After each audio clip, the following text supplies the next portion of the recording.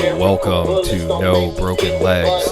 I am Evan Belfiore. Joining me on the phone on this rainy Thursday night is Jimmy Champ. Jimmy, how are you? I'm great, brother. How about yourself? I'm doing pretty good. It is halftime of this Ravens-Dolphins game, and the Dolphins are up 6-3, and I just know however this goes, Baltimore is going to find a way to pull this out of their ass because that's just what they've done all year. Right. Well, we have pretty much every game for the Browns coming up is a playoff game, Jimmy, except for next week when they play the Lions, and they better beat the Lions. But this Sunday, the Browns will be playing the New England Patriots. This line started at 1.5 yesterday. It is now 2.5 for New England. The over-under is 45. This is a huge game, really, for both teams. When it comes to tiebreakers in the AFC, Jimmy, just at a macro level, how big is this game for the Browns? It's absolutely huge. And let's be honest, it's absolutely huge for the Patriots as well. Because the Bills are starting to show maybe a little kink in the armor, and maybe the Patriots are thinking they can make a run. They've been beating up on bad teams. We don't know if they can beat a good team. But for the Browns, this game is huge. It looks like it's going to be another big-time adversity game because I'm not sure if this point Chubb can clear protocol to be able to play. I'm not sure. But this game is huge. They need to stack some wins. They need to go 3-0 in these stretch of 3 games. And also, it's going to be huge for playoff implications and tiebreakers coming down the stretch. This is a must-win game for Kevin Stefanski and Baker Mayfield. We talked about it earlier in the year. It's so hard to say you have a must-win game in the middle of the season, but this stretch of games right here, these really are must-win games for the Browns. So they've got to figure out a way to pull this one out.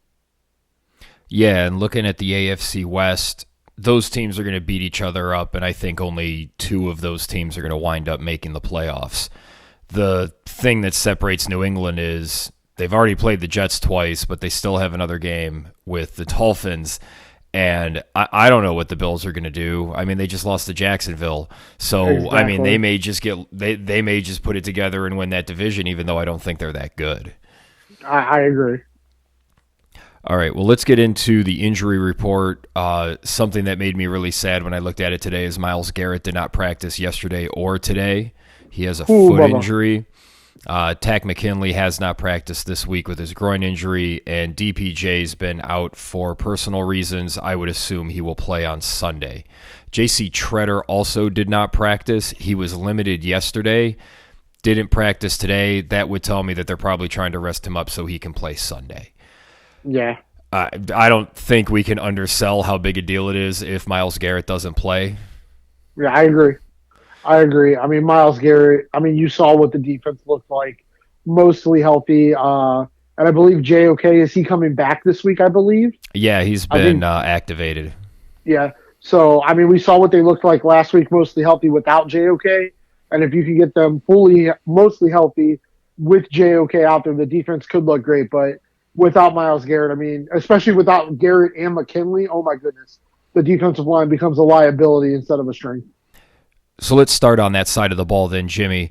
When the Browns are on defense, last week I asked you how do you want them to attack Joe Burrow, and then they went out there and they attacked Joe Burrow, they attacked the receivers, they really went after him. I feel like they should have that same plan of attack this week. Yeah, it's weird because really, right, the same game plan should work this week. Clearly, you've got a downgrade at quarterback and wide receiver, but you have an upgrade on the offensive line for the Patriots. There's not going to be as many free blitzes. Troy Hill is not going to get through the line of scrimmage 5 times unblocked against the Patriots. No, it might happen once or twice. Disciplined. Yeah, but it's not going to happen 5 times. But I agree. I think you've got to get pressure on Mac Jones. He doesn't want to hold the ball. He doesn't want to push it downfield. He wants to get rid of it quick. So you've got to get there before the receivers get out of their breaks. And then I think the big thing, just like we talked about last week, you cannot give this Patriots offense anything easy. You cannot let them get the big shot play. You can't let them get the wide receiver running open down the middle of the field. As we talked about, what happened in the Chargers game can never, ever happen again with this defense. They've got to make the Patriots earn it play after play, The run defense needs to step up again because I do not believe Mac Jones is good enough to dissect this defense down the field. I believe he will make a mistake or you will get them into a third and long and you will be able to put pressure on them and get them off the field as long as you don't give up the big plays and you're still able to get pressure. But he cannot, Joe Woods. I do think Mac is good enough if he plays that soft zone defense. I do think they'll attack it and they'll be able to move the ball. So he needs to stay aggressive again this week. If the quarterbacks are mostly healthy, they should be able to handle these wide receivers. Obviously, like I said, the offensive line, you're not going to get as many free releases, but you've got to pressure and try to push them backwards. That is the way you win this game. You pretty much run blitz all the time, and if it's not a run, then go tackle Mac Jones with the football.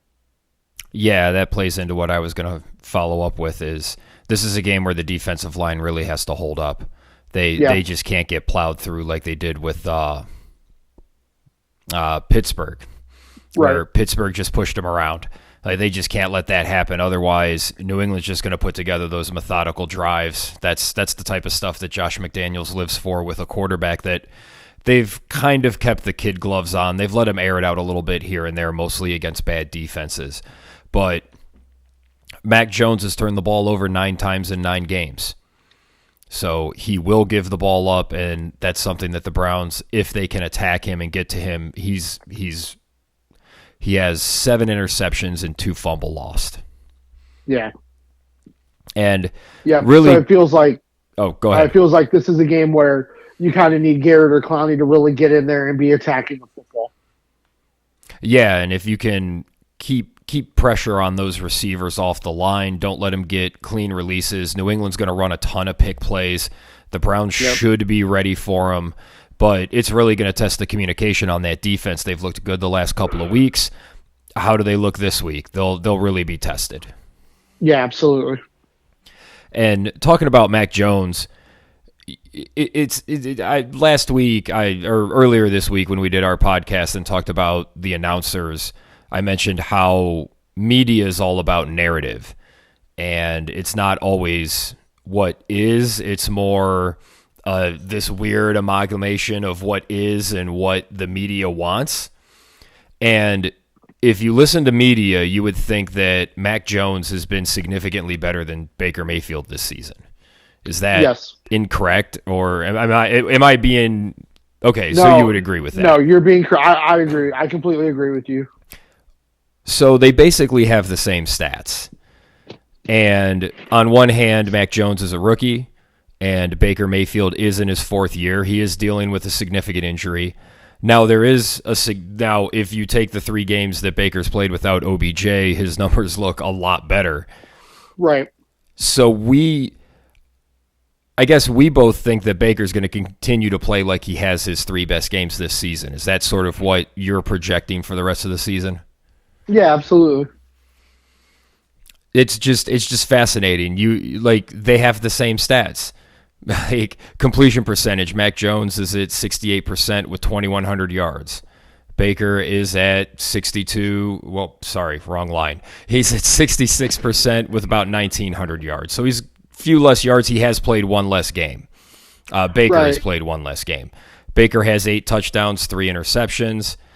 Mac Jones has 10 touchdowns, 7 interceptions. So really the only difference between the two of them is Mac Jones is turning the ball over too much, which is interesting because that's what everybody says Baker Mayfield's problem is. Right. Yeah, it's like we've been talking about this and we feel like it's really weird because Baker Mayfield, and even here, with just Cleveland media, Baker Mayfield appears to be punished because the defense is okay to good. The offensive line is good to great, and the running game is good to great. Like the Patriots are the same thing. The Patriots have a good, an average to good to great defense, depending on how great of a game Matt Judon plays. The running game is coming along as good, and the offensive line is good. But nobody says, well, it doesn't matter. What Mac Jones doesn't matter because of those things. But with Baker, Baker's not that good. It's the defense and the offensive line and the running game.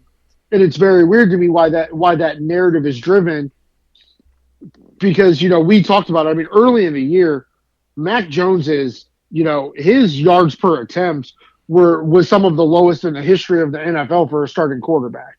Yeah, they were really holding him back. Now they've played Right. quite a few bad teams, and he had the one huge game against the Jets where they just hung a 50 burger on him. But Yeah. again, like, you're not impressing me by putting 50 on the Jets. Exactly. And, as we talked about, when Odell's not on the field, Baker Mayfield pushes the ball downfield more accurately and more frequently, which is, it's whatever it is what it is. But I agree with you. Like, to listen to national media, you would think Mac Jones has played significantly better than Baker Mayfield, but that's just not the case. And you can absolutely argue that two of the Cleveland Browns wins have been specifically because of the way Baker Mayfield controlled the offense, where I'm not sure the Patriots have won a game this year because of the way Mac Jones has played, but they have definitely lost games because of the way Mac Jones has played. Yeah, and Mac Jones gets the golden boy treatment because he's from Alabama. He was drafted, there were a couple of quarterbacks taken before him, and the media just, it's great for them if Mac Jones, like, people are already comparing him to Tom Brady, and it's like, y'all need to fucking stop. Yeah, absolutely. It's like, first of all, he's a rookie, and you're comparing him to a guy who has 7 Super Bowls and is still, like, has the possibility of adding to that total. So let's just calm the fuck down. Exactly. But they want to push that because if the Patriots are good, it really feeds into that Brady Belichick thing. And I mean, just think of how many hours of content you can fill on slow news days by bringing that up, like they bring up, anytime it's a slow news day, they bring up some LeBron story. Like, that's just what happens because LeBron moves the needle.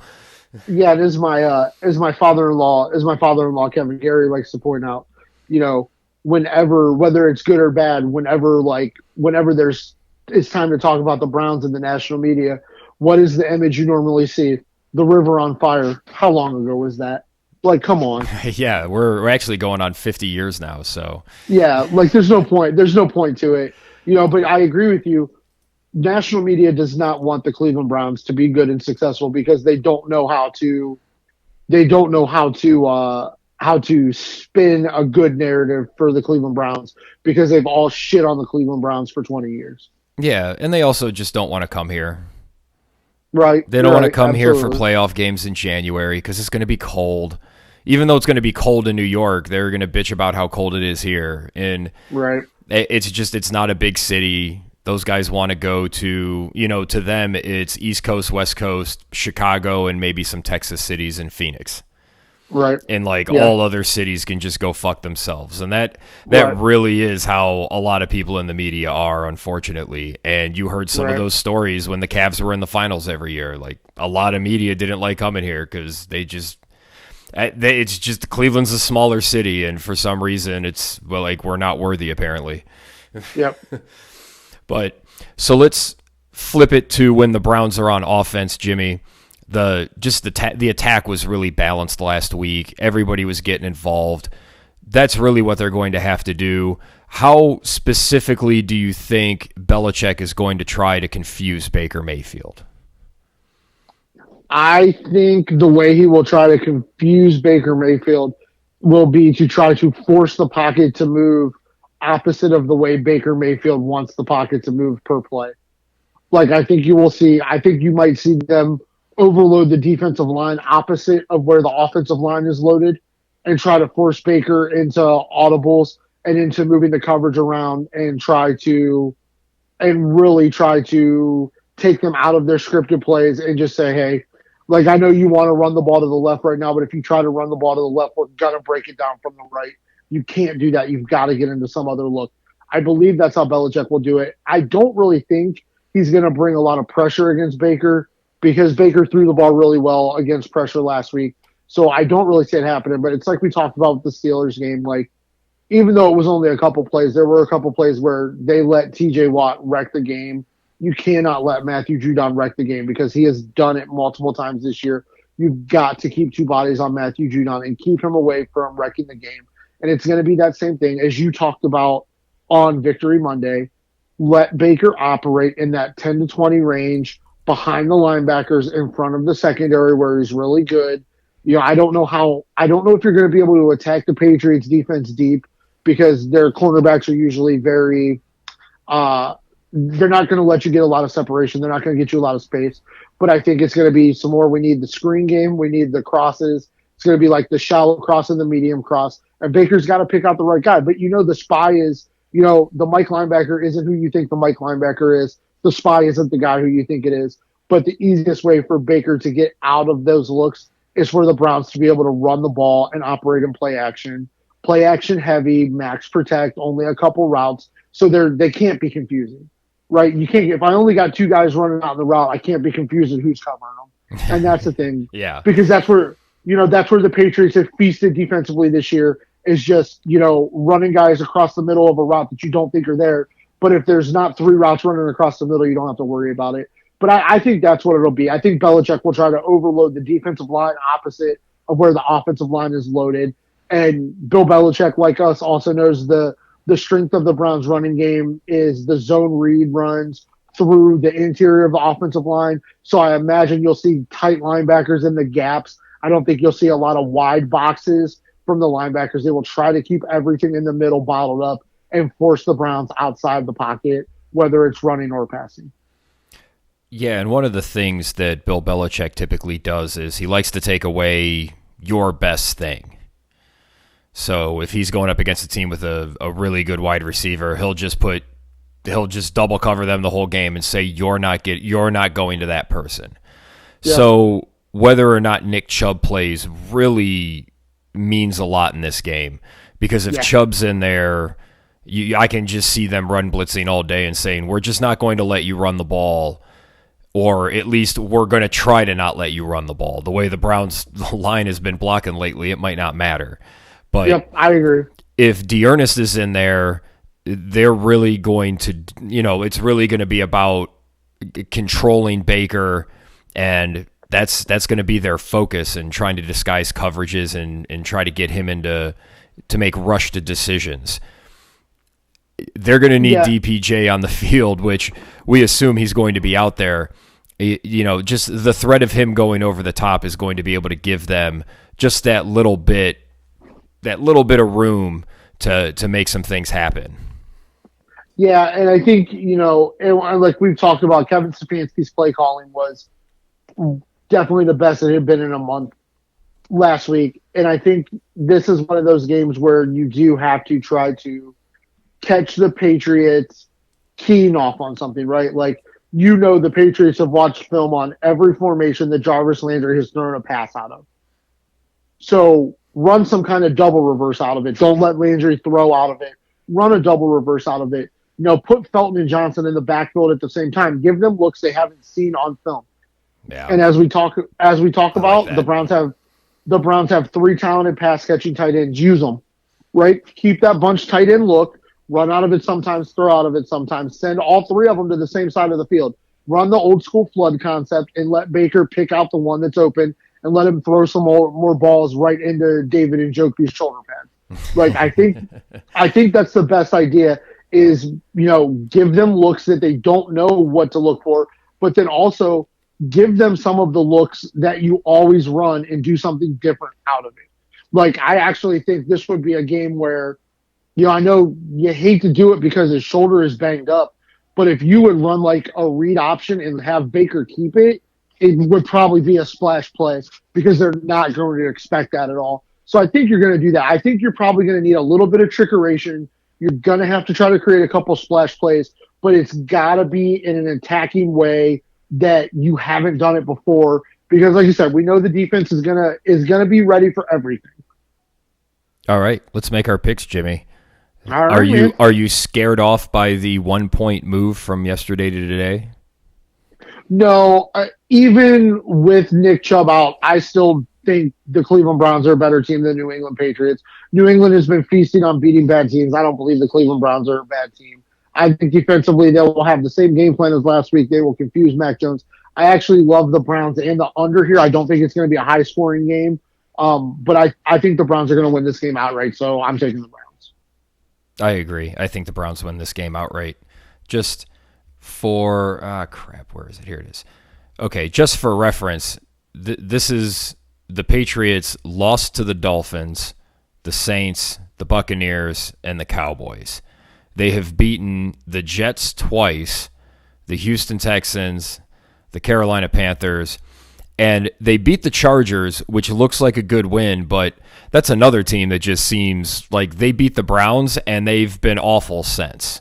So I don't really know what to make of the Chargers, and that might just be a game where Belichick was good enough to beat a younger quarterback, which is something that we hope doesn't happen on Sunday. I am Oh, go ahead. I was going to say I'm also taking the Browns in this game. Yeah, but I also think like the young quarterbacks that he normally feasts on are the ones that believe their raw ability and talent is enough to overpower him. While Justin Herbert has more, as we talked about, in a vacuum, Justin Herbert may have more talent than Baker Mayfield. I think Baker Mayfield's a better field general quarterback than Justin Herbert right now. And he's not going to make the mistakes the Chargers made. It's just not. I don't think it's going to happen. Like I said, I'm excited for this football game. So I think his ability to spread the ball around and not focus on anybody, when you're getting 8 receivers involved in the game, it makes it very difficult for the defense to know what's coming. And that's what I really like about the Browns' attack right now. Even if Dearness Johnson is in there running, he showed against Denver that he runs like a guy who knows his NFL career is on the line. And he's trying to make the most of it, and he's been great when they've needed him to be. So I really don't have a lot of doubt that the Browns are going to be able to go into New England and win this game. Yeah, I don't know. I almost feel like I'm too confident. No, I agree. Unless that's just the old school Browns fan in me. Yeah, but I mean, this is a big week, right? This is a really big week for Kevin Stefanski and Baker Mayfield, right? Because you did it, the first week without Odell. We know Baker led the players-only meeting.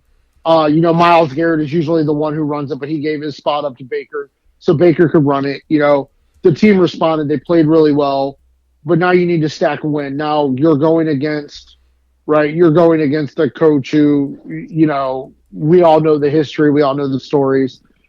This is a big deal. This is a big football game. This is one of the bigger games of the Stefanski era. And if you could go into Foxborough and get a win here, you kind of flip the script again on, the national media is going, well, maybe the Browns are good and somehow getting rid of Odell made them better. The last thing you want to do is go into New England and get blown out, which I don't think New England can blow anybody out that's as good as the Browns. Sure, you can beat the Jets by 50, but the Browns are exponentially better than the Jets. So, but I agree with you. Like, there's not a lot of variance where I see the Patriots being able to dominate and control this game unless Matthew Judon just wrecks the Browns' offensive game plan. So I hope Kevin Stefanski does a little bit better job than he did against TJ Watt and make sure that doesn't happen. There are 9 teams with 5 wins in the AFC. Yep. And the Browns and the Patriots are 2 of them. So it's just, it can't be understated how big a game this is for the Browns in terms of their playoff implication. Or it can't be understated how big a game this is for either team, really, when it comes to the playoffs. But I mean, the Dolphins are still winning 6-3 against Baltimore. If they could somehow find a way to beat the Ravens, that would put the Browns right back in it with the chance on Sunday to get a win. They're right back in the division hunt. Yep. Yeah, like we talked about, the AFC right now is just really weird. I don't know, like the parity in the AFC is just kind of strange. I don't know why it's happening. I mean, this game is 6-3 because Justin Tucker missed a field goal. Are you kidding me? Like, what? Like, the AFC has just been weird.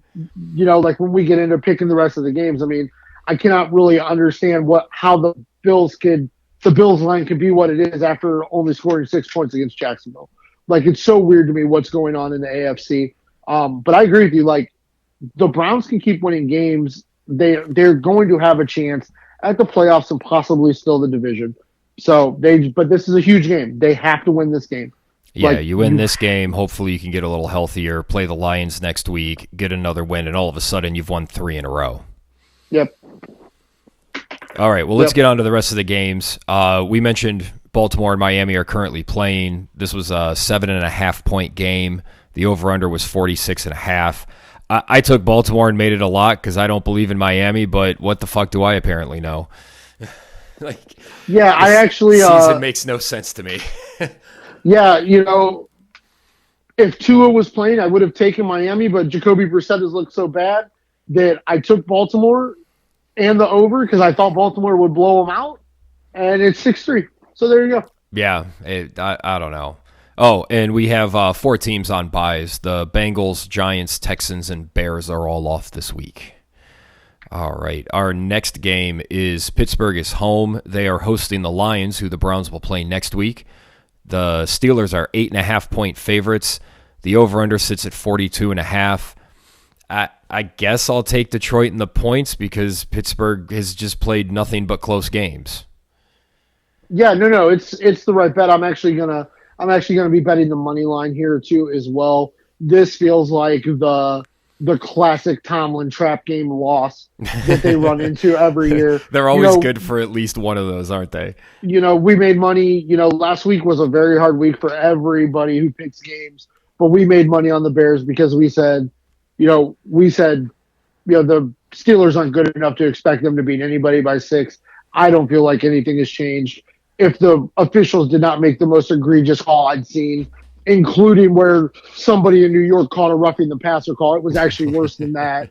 The Bears win that game outright. So I feel like this is the Tomlin trap game for me. I'm taking the Lions, absolutely. It just really sucks because the refs handed Baltimore a win against Detroit, and then they hand Pittsburgh a win, and that's very frustrating when you're trying to win the division as a Browns fan. Yep. All right. Well, we've mentioned the Bills a couple of times. They're traveling southeast to New York. They are 13-point favorites. The over/under sits at 47.5. Buffalo's looked like shit the last 2 weeks.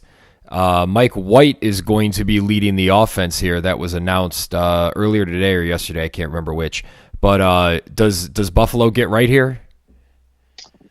So, there's only 2 outcomes in this game, right? Like the Jets win 9-6 or the Bills beat them 50-0. I think it's going to be more. I think this is the get right game for Bills. Dawson Knox comes back. He seems to make Josh Allen somehow. He seems to be the unlockable player for this offense to really click. So I'm going to take the Bills. I'm not confident about it because they really looked bad last week. Like Josh Allen's MVP bid went up in smoke. Probably the number 1 seed for them went up in smoke as well. So I'm taking the Bills, but I'm not confident in it. I'll take the Jets because the Bills have just looked like shit for 2 weeks. And Mike, I joked about Mike White a couple weeks ago when he started, but he looked all right last week before he injured his hand, and he gets that offense moving, and he looks like he can actually play quarterback, which is such a big thing. So it's kind of important. And yeah, who the fuck knows what's going on with the Bills, which leads us to the who the fuck knows what's going to happen here bowl between the Kansas City Chiefs and the Las Vegas Raiders. The Raiders are home, but they are 2.5-point underdogs. The over-under sits at 51.5. You tell me, man. Well, you know how I felt about the Raiders all year. Nothing has actually happened to make me change my opinion, so I'm taking the Chiefs as a lock here. The Raiders just lost to the Giants. Patrick Mahomes looks like Chuck Knobloch before he moved to left field. He was just throwing the ball all over the fucking place last week, man. Listen, folks. You can only get a Patrick Mahomes looks like Chuck Knobloch call here on No Broken Legs. There's no other podcast that can give you that kind of a deep dive. I don't disagree. Yeah, he was missing guys high. He was missing guys short. He was wide. He was throwing ducks. I mean, he tried to he tries his fancy stuff and it's just not working. I don't know, and I don't know what's going on with the Chiefs. I think this might be another. They've won a couple games in a row, so I'm going to take the Raiders because nobody apparently can win a bunch of games in a row in the AFC except for Tennessee. Yeah, and let's. I want to give a quick shout out, possibly to Damon Arnett's career. It's kind of nice when you make an Instagram video or wherever he made the video of showing off his whole Rambo collection, threatening to kill a Raiders fan who said he sucked. There was probably more to it. I'm sure there was probably some threats from the fan as well, but I've never seen a player quite go like full rainbow like that. Like that was kind of wild to me. So pour one out for his career, most likely over. Yeah. I don't even know what to say. Like, it's just.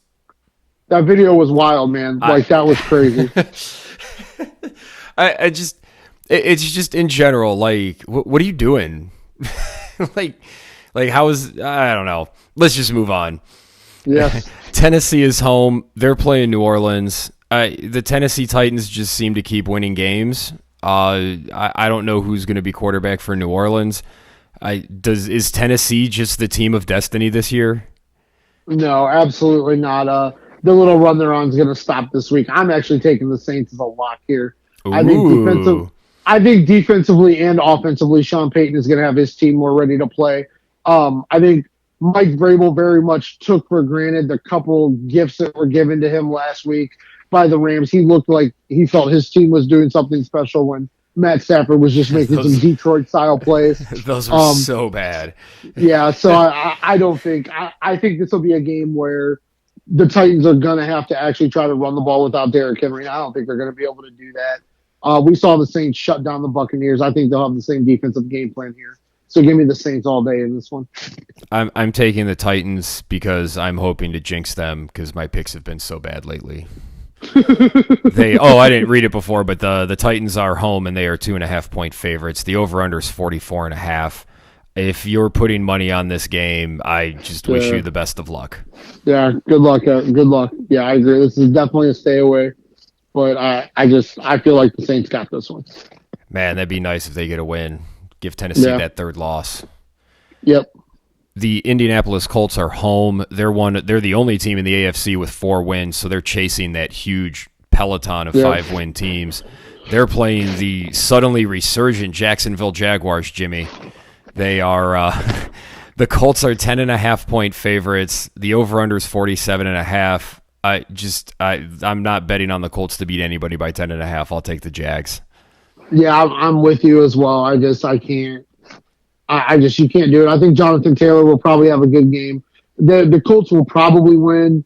I kind of like the Jags money line, but I agree with you. You can't take the Colts. I mean, the Jags just shut down the Bills' offensive attack, and they're going to get stomped by the Colts. I don't understand how that can happen. Yeah, I agree with you as well. Yeah, I'm taking the Jaguars as well. But I also can't understand how the Chargers have seemingly just fallen apart. And they're home taking on the Minnesota Vikings, who just seem destined to lose every close game. The Chargers are 3-point favorites. The over-under is 53. I guess I'll take Minnesota here because they eventually have to win a close game, right? No, absolutely not. Absolutely not. I like the over here. I'm gonna take the Chargers, but if that 3 points doesn't feel like 100% push on the way, I don't know what line could. But I will take the Chargers. But it just feels like one of these teams is gonna win on a field goal. But I'm gonna guess it's gonna be the Chargers and not the Vikings. Yeah. So I'm gonna take the Chargers. All right. Well, we now get to what might be the game of the week. Green Bay is home for Seattle. Russell Wilson will definitely be back for this game. I don't know what the fuck is going on with Aaron Rodgers. He got fined along with, was it Valdez-Scantling that also got fined for their... I think wasn't it Lazard? I think it was Lazard. Yeah, it was one of the other receivers that's not Adams. But Aaron Rodgers is going on his pity tour saying he's not a conspiracy theorist and then saying he's taking medical advice from Joe Rogan. So I just who people should know is not a medical professional and should not be somebody that you take medical advice from. So if Aaron Rodgers plays, he's acting like he's going to play, which seems kind of shitty. But if he plays, it seems like the line thinks he's going to play because the Packers are 3.5 point favorites, and they wouldn't be favorites if Jordan Love was playing. The over-under sits at 49.5. Who's going to look better here, Jimmy? I can see this being a game where Aaron Rodgers throws for 4 touchdowns and 400 yards. Like it all looks like Aaron Rodgers is going to play, so I'm going to take the Packers. But you did talk about Aaron Rodgers' spine, so I want to talk about just a couple seconds. I want to talk about the absurdity of the NFL. So Aaron Rodgers was fined $14,000 for his COVID violations. CeeDee Lamb was fined $20,000 because he started the game with his jersey untucked.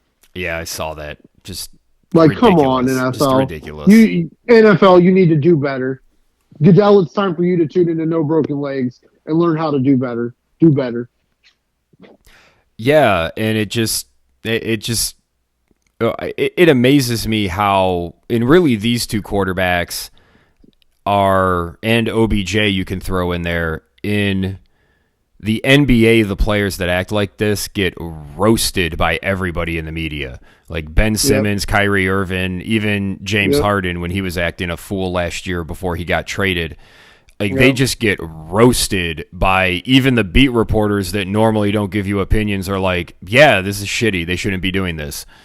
And it just, the NFL guys seem to just get away with it. So Rodgers seems like he's going to get away with it here, and I agree with you. I'm making it a lock. I think Rodgers plays. I think he lights it up, and I don't really think this Seattle team's very good. Yeah, no, they really seem to, like, it's kind of surprising because, we always hear let Russ cook, and you think it'll work. Now, obviously, they've had their quarterback issues without Russ, but it really seems like Chris Carson missing significant time and not being healthy has been a real hamper to the offense. And DK Metcalf has not been as good as he was last year. So, but yeah, I agree. I thought for sure Seattle was the second or third best team in the division. And as bad as San Francisco has been, San Francisco might still be better than Seattle. I'm not sure. But yeah, I think Green Bay can win this game pretty easily as long as Rodgers plays. They're just offensively, they're very one-dimensional when they don't have Carson. And they're not as good throwing the ball as they think they are. Right. I agree even with Russ in there and their guys. I've had Tyler Lockett this year and in previous years in fantasy. He's very, very up and down. Yeah. All right, our next game features the league-leading Arizona Cardinals, who can win with anybody at quarterback, even Colt McCoy. They are home facing the Carolina Panthers, who, as we predicted, pretty much fell apart. The Cardinals are 10.5-point favorites. The over-under is 44.5. The biggest news for this game is the Panthers have signed Cam Newton. He will be back. It looks like he's just going to be the emergency QB this Sunday, and then based on he'll be at practice tomorrow, and then based on what kind of shape he's in and how quickly they can adapt what they're going to do on offense, he'll probably start in a week or two. We can worry about that in a week or two. I'm taking the Cardinals. That defense looks like it's 100% for real, and it just, do any of the other quarterbacks on Carolina, I don't see the Panthers scoring many points in this game. No, I agree. Absolutely take the Cardinals here as a lock. I do want to say one thing, though. If Cam Newton is activated for this game and you can find any player props on his attempts or yards or touches, you can go ahead and bet the overs there, because if he's active for this game, PJ Walker is getting pulled and Cam Newton is going to play. It doesn't matter how limited knowledge he has of the playbook. He's already better in the offense than PJ Walker. Yeah, I would think so. But I don't think Cam Newton's that good. Depending on how, if they really play towards him running the ball more, I think he's way more effective throwing the ball, which makes him way more dangerous. But I don't know if he can take that punishment anymore. Yeah, I agree. But I believe I think I saw CMC's playing this week. I think so. That'll make a little bit of a difference, but I agree.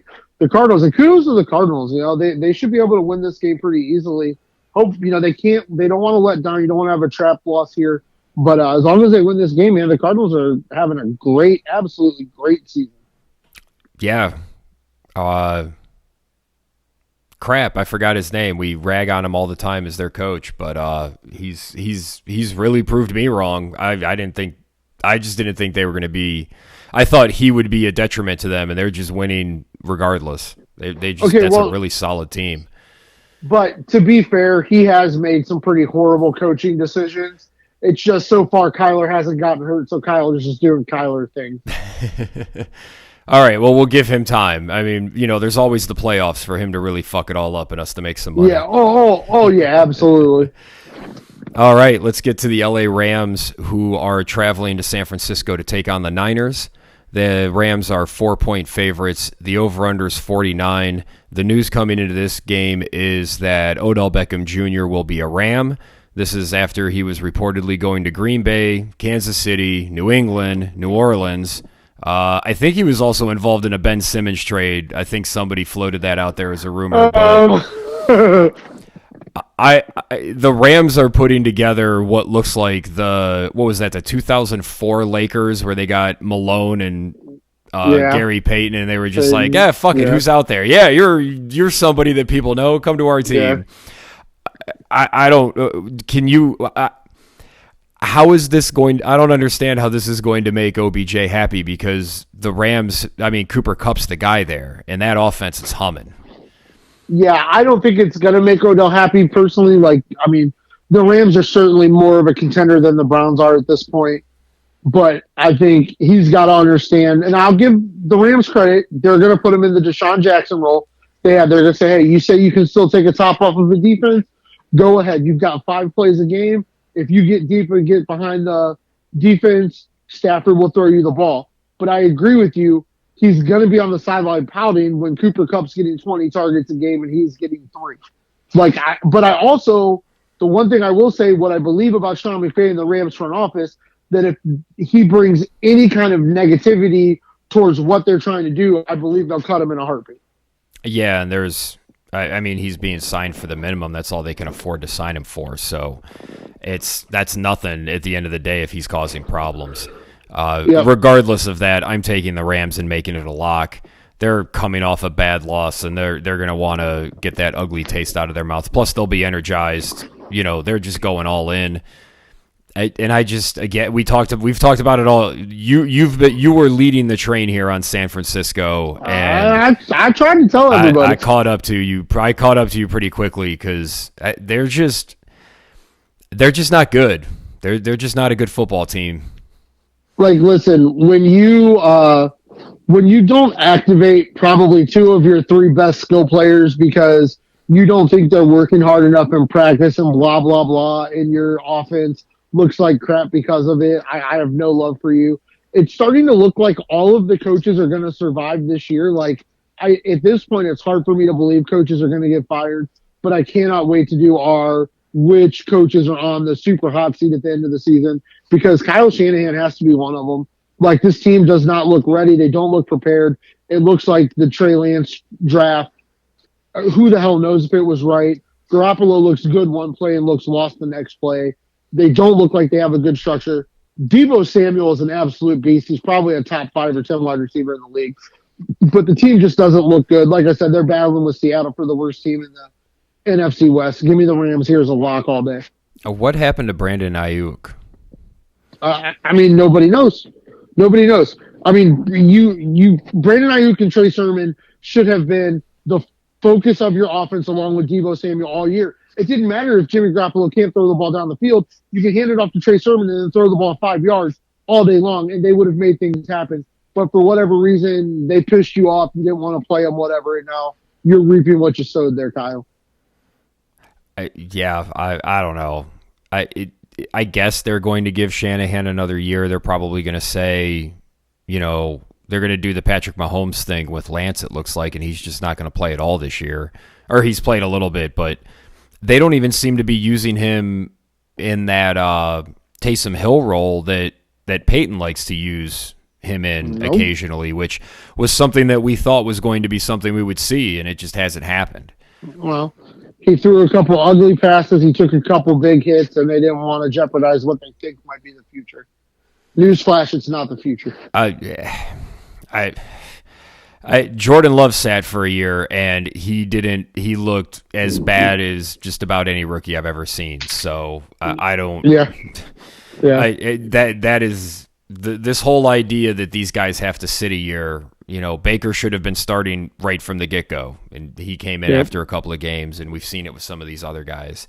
It's just if they can't lead the offense right away, then they're probably not going to be good enough, and that just seems to be what's going on. Yeah, but Baker Mayfield was proven against really good defenses. Trey Lance is unproven against bad defenses. So, yeah, that's a good point. Our next game has the Tampa Bay Buccaneers traveling to Washington to take on the Armada. The spread is 9.5. The over-under is 51.5. Tampa Bay laid an egg last week. Washington has played their only close games have been against Atlanta and Denver. I'll take Tampa Bay. I'll make it a lock. I'll bet money on Tom Brady. God damn it.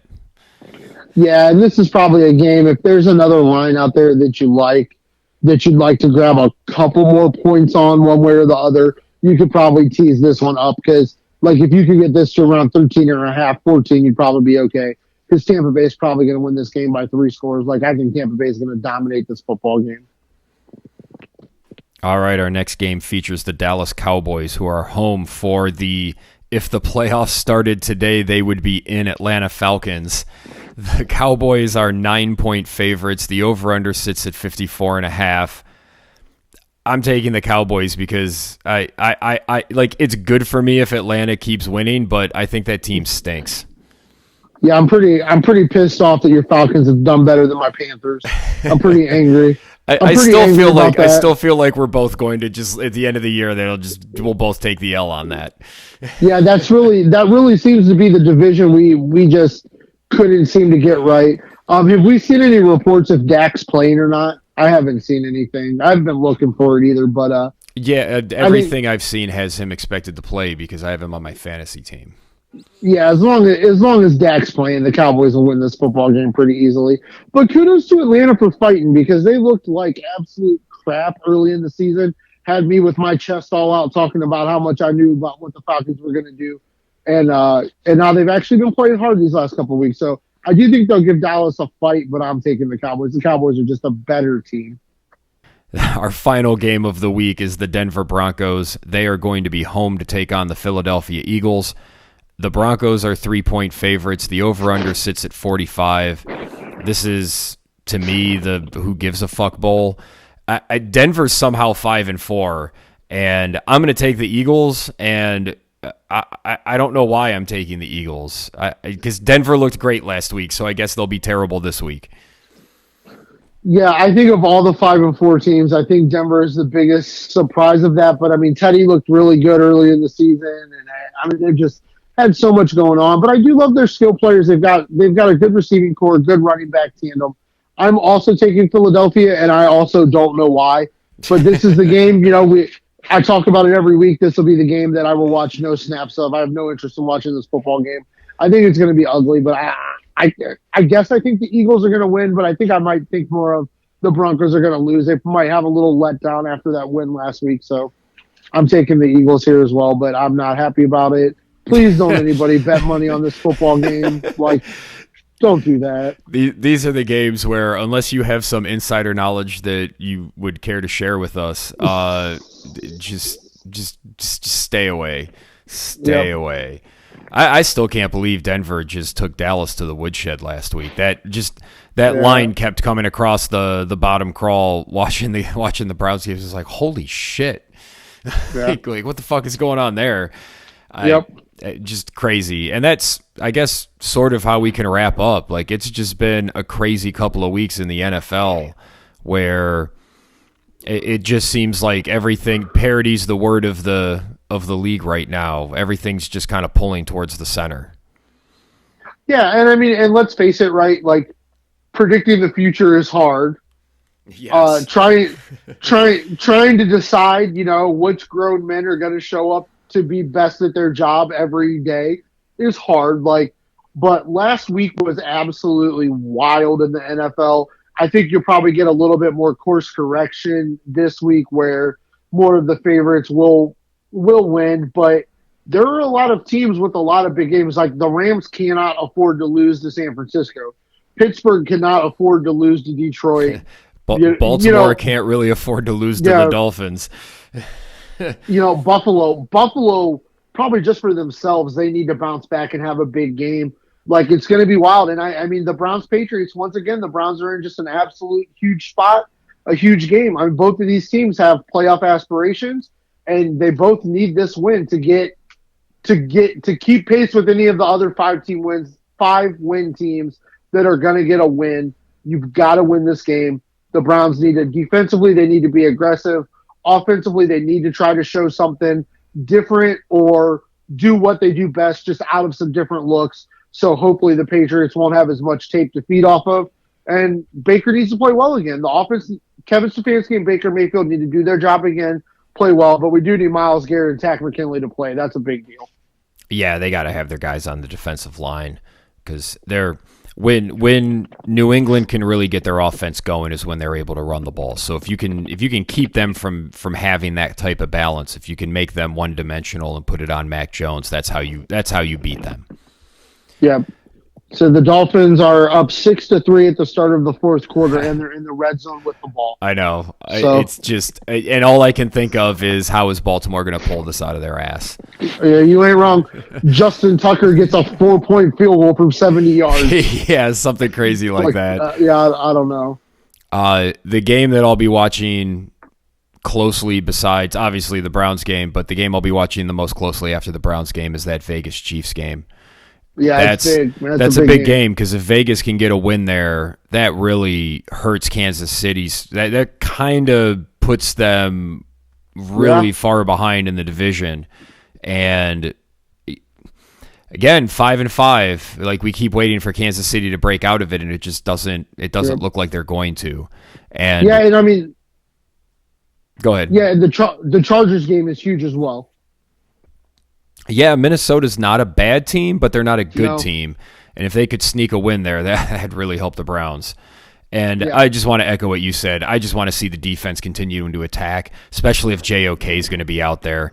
I would like Joe Woods to figure out a way to get maybe, how can you use JOK and Hill in your blitz packages to disguise who's coming, come up with some creative stuff? I really like that JOK is back for this game because he's a guy that can really help with the run defense. I know Joe Woods listened to me last week. He paid perfect attention. He ran Troy Hill on blitzes behind Jadeveon Clowney. So now taking a step further this week, now you put like 9 guys in the box and you put Troy Hill behind Clowney and you put JOK behind Myles Garrett. I mean, that's something that they'll have no tape on, no idea what you're going to do. And it's going to make Mac Jones think, oh, shit, which one of these guys is coming? And, we know none of the Patriots running backs have been there a long time. This is one of the better defenses the Patriots have played. How much are they going to trust to pass the ball? How much are they going to trust their running backs in pass protection? Do they just keep their high price tight ends in the block? It's going to be a very interesting game. It's going to be fun to watch. And I hope Kevin Stefanski comes out on the winning side. It'll be hopefully for us. We're going to meet up for breakfast. Hopefully we'll have a good breakfast and then a good Browns victory. There is a ton of money on the Browns money line. Yeah. It's 75-25 for the Browns. I agree with that sentiment because I just think in general, I just think the Browns are a better team. And it's just scary having to play Bill Belichick because he's been so fucking good for so long. But I think the Browns find a way to come through and win. And that's, man, getting a win this week. And I said it earlier, you got Detroit online next week. And then they have the game against Baltimore before you go into your bye. And like if you can go into the bye on a 4-game winning streak, that just makes you feel so much better, especially when you're going to come back, play Baltimore again. And at that point, Baltimore's got a pretty rough stretch coming up. You might be able to do some real damage to them and take control of the division. That'd be fantastic. Yep. Yeah, I mean, just with the way some of the teams have played, like there's nothing out of reach for damn near any team in the AFC. So, I mean, I think everybody's going to be playing. Why not the Browns? Yeah, why not the Browns? Everybody's going to be playing hard. This is a big game, but I agree with you. The Chiefs-Raiders game is a huge freaking game. This Browns game is a huge game in the AFC. There aren't really any big games like that, I feel, in the NFC. except the Cowboys probably need a bounce back game, and I think the Rams, the Rams Niners need a bounce back game, and then, like you said, if everybody's healthy and playing, the Packers Seahawks game, in theory, should be good. But I think if everybody plays, I think the Packers are just a much better team, and I think they'll just kind of dominate that football game. So, but just it should be another fun Sunday. Yeah, Seattle's currently 10th out west. The Carolina Panthers are 8th. That game between Arizona and Carolina may be like the best game. Yeah, you're not wrong. It's hilarious. Oh, I don't know. Yep. The Falcons and the Cowboys. That's like 4-7. Like the NFL makes no sense this year. You just have to hope that things kind of either settle down or now's the time to start making some bets on some underdogs if they're going to start winning. Yeah, hey, this will be the first week all year that Detroit and Jacksonville win in the same weekend, so it's fun. Man, that'd be awesome. I've been. It's probably time to start throwing money on the Lions money lines just to see what happens. Yeah, you talked about that a few weeks ago, and I kind of said I thought the Lions would have a little. Yeah. Yeah, I thought the Lions would have a little letdown after not being able to pull that out against the Rams. But I agree, they're fighting. They're plus still fighting harder. Plus 300 this week. Yeah, this is the week to make some money on the Lions. I really do believe that. I think they're going to beat the Steelers. All right. Well, that's the week 10 of the NFL, Jimmy. Thank you for joining me. No place I'd rather be, brother. All right, and thank you for listening. For Jimmy Champ, I'm Evan Belfiore, and we are No Broken Legs. Every action has a repercussion. Lyrical bullets don't make me get the